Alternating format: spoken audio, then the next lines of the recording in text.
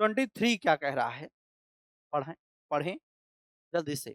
The correct statement regarding the carbonyl compound with hydrogen atom on its alpha carbon is correct statement regarding carbonyl compound with a hydrogen atom on its alpha position।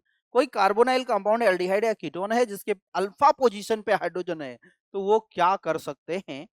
Alpha hydrogen acidic हो सकता है, enolisable हो सकता है, उस alpha hydrogen से aldehyde ketone aldol condensation में जा सकते हैं, तो ऐसी कोई बात होगी। अब ऑप्शन पढ़ना पड़ेगा इसके लिए।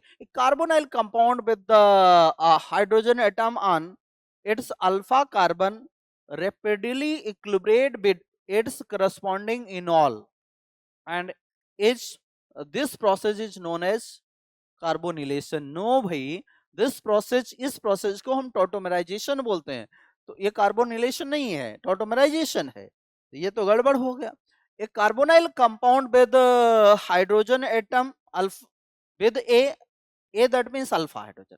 ए का मतलब अल्फा हाइड्रोजन है, यहाँ से यहाँ पे ए मीन्स अल्फा हाइड्रोजन है।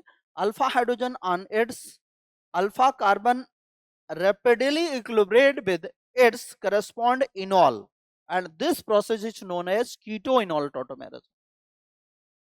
yes, keto-enol या aldo-enol कुछ बोल सकते हो, ये तो सही है। एक carbonyl compound with a hydrogen with on its alpha neighbor equilibrate with its corresponding enol, ये तो गलत है भाई। इक्विलिब्रेट होता है, कीटो-इनॉल एल्डो-इनॉल इक्विलिब्रियम में एग्जिस्ट करते हैं।